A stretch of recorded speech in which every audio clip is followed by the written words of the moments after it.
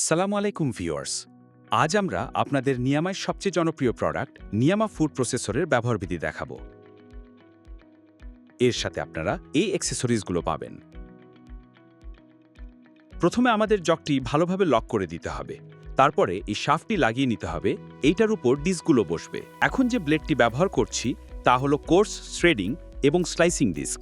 এটি ইনস্টল করার পর ঢাকনাটি ভালোভাবে লক করতে হবে, তা না হলে মেশিনটি চলবে না। এই ডিস্ক দিয়ে আপনি ছোট একটু মোটা যে কোনো কিছু কাটতে পারবেন।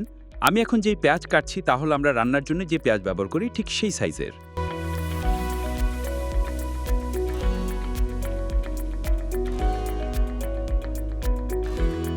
আমি আপনাদেরকে যদি একটু দেখাই, এটি ঠিক সেই পেঁয়াজ যা আমরা রান্নার জন্য ব্যবহার করি। এখন যে ব্লেডটি ব্যবহার করছি তা হলো ফাইন শ্রেডিং এবং স্লাইসিং ডিস্ক।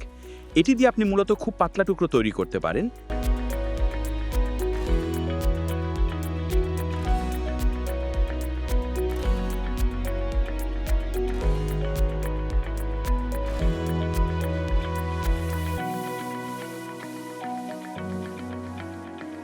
এখানে গাজরটি দেখুন খুব অল্প সময়ের মধ্যে একদম পাতলাভাবে কেটে গিয়েছে। এখন আমরা যে ডিস্কটি ব্যবহার করছি তা হলো জুলিয়েন স্লাইসিং ডিস্ক। এটি মূলত একটু মোটা ধরনের কাটার জন্য ব্যবহার করা হয়। আমি আপনাদের জানিয়ে দিই যে আমরা প্রতিটি ব্লেড দুটি উপায়ে ব্যবহার করতে পারি, একটি সোজা এবং একটি উল্টানো। দুটি উপায়ে এটি কাজ করবে।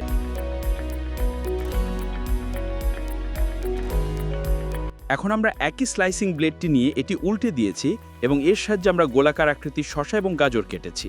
আমি আপনাদের দেখাচ্ছি।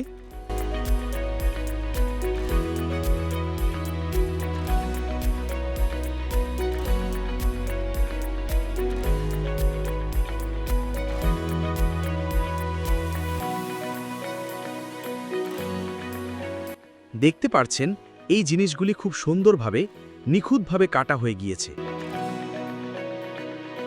এখন আমরা ফ্রেঞ্চ ফ্রাই ব্লেডটি ব্যবহার করব। এই ব্লেড দিয়ে আপনারা ফ্রেঞ্চ ফ্রাই স্টাইলের আলু ও অন্যান্য সবজি কাটতে পারবেন।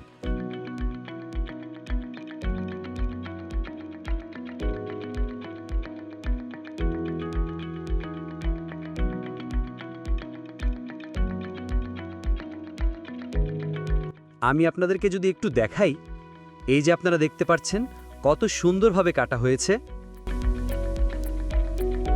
এতক্ষণ সাথে থাকার জন্য আপনাদের অসংখ্য ধন্যবাদ।